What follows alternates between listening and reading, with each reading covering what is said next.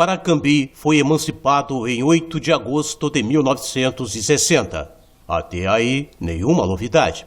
Isso é o que todos sabem atualmente. Mas será que foi tão simples assim? Simplesmente se emancipou? Só isso?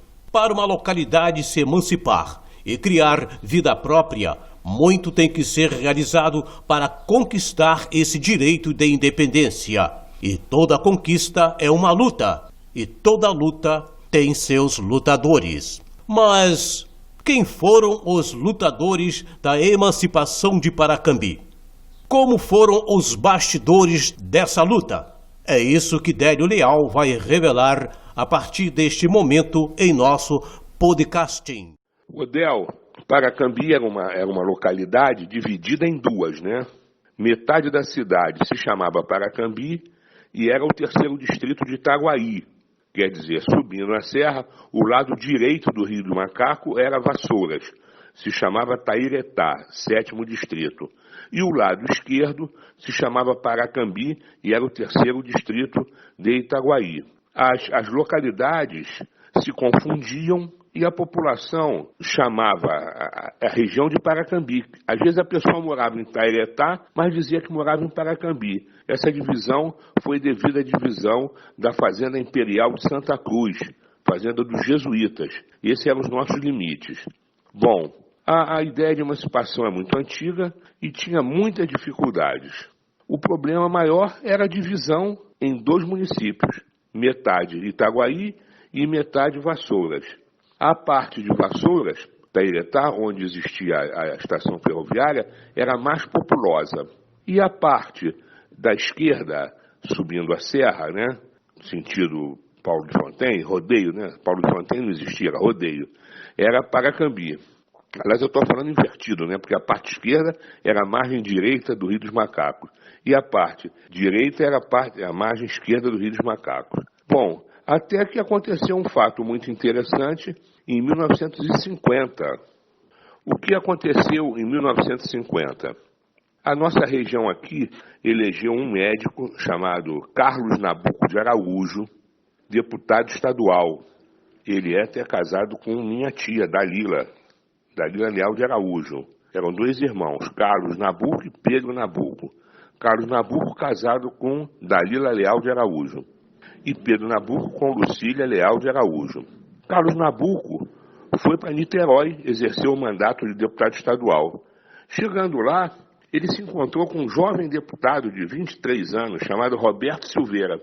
E esse Roberto Silveira era descendente de uma família aqui de Cacaria, família Silveira. No início do século XX, com o fim da escravidão, o problema da economia, acabou a cana-de-açúcar, acabou o café, a família Silveira se dividiu. Uma parte foi para Niterói e a outra parte ficou em Paracambi. O avô desse Roberto Silveira foi para um lugar chamado Bom Jesus de Itabapuana.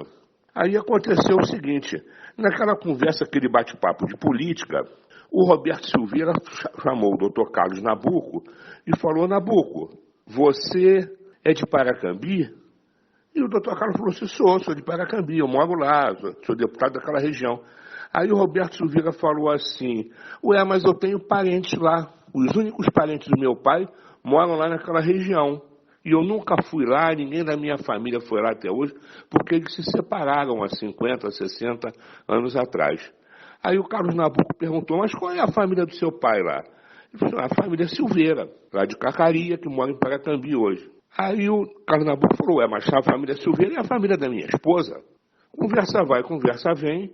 O Roberto Silveira e o Carlos Nabuco descobriram que a raiz da família Silveira, a qual pertencia o Roberto Silveira, era de Paracambi, era a nossa família aqui. Porque são duas irmãs que eram casadas aqui com dois irmãos Leal. Laurinda da Silveira Leal, casada com meu avô Diniz Leal. E Dona Saquita, Dona Maria da Silveira Leal, casada com o irmão de Diniz, chamado Jonas Leal. Bom, o tempo passou. Carlos Nabuco ficou desencantado com a política, não se candidatou mais. O Roberto Silveira se reelegeu deputado estadual e se elegeu vice-governador do estado, em 1954. Aí o Roberto Silveira quando se elegeu vice-governador, queria ser candidato a governador. E veio a Paracambi. Veio no escuro. Chegou aqui procurando quem era a tal da dona Laurinda, quem era... Enfim, ele achou a casa da minha avó. E ali o Roberto conheceu o grande arquiteto da emancipação de Paracambi, que foi o Tuneca, o Antônio Botelho, que era o neto mais velho da minha avó, ele não tinha nem pai nem mãe. E que ele foi procurar. E os caras ficaram assim, se apaixonaram um pelo outro. O Tuneca levou o Roberto Silveira, que era vice-governador, no seu Antônio Pinto Coelho, que era vereador da UDN, que era o partido aliado do Roberto Silveira. Fizeram uma reunião em 1957, na casa da minha avó, ali em frente à estação, na rua, hoje chama Adélio Basílio Leal, mas era Sebastião Lacerda, e o Roberto Silveira reuniu aí muita gente viva, até eu estava lá nessa reunião, e disse o seguinte: o que vocês querem? Eu quero ser candidato a governador. Já tem aqui o seu Antônio Coelho, que é vereador de um partido que vai me apoiar. Aí todo mundo falou: nós queremos a emancipação, porque a cidade aqui é dividida, o vereador nosso para ir a Vassouras tem que dormir lá, não tinha asfalto, não tinha paralelepípedo, não tinha nada, e o de Itaguaí mais longe ainda. Então ficou uma cidade, nós ficamos aqui dois lugares perdidos. Aí o Roberto Silveira falou o seguinte: olha, eu faço um compromisso com vocês.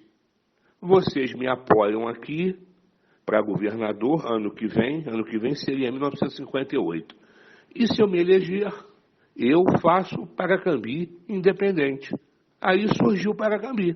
Foi assim. O Tuneca começou a trabalhar com o Roberto Silveira, esse Antônio Botelho, que é meu sobrinho mais velho do meu pai, hoje um desconhecido do grande público, que é o herói desconhecido, né?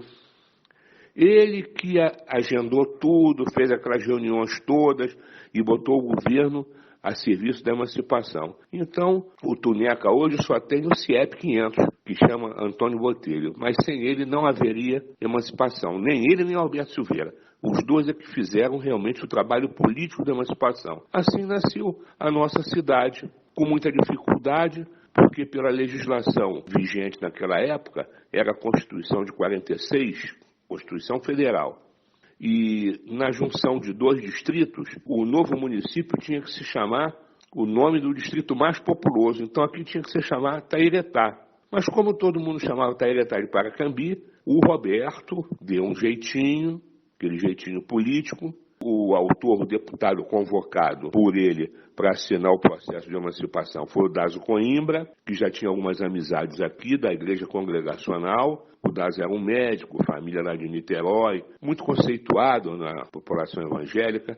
Ele que assinou o processo de emancipação e botou Paracambi. Ninguém contestou e Itairetá virou Paracambi. Foi assim.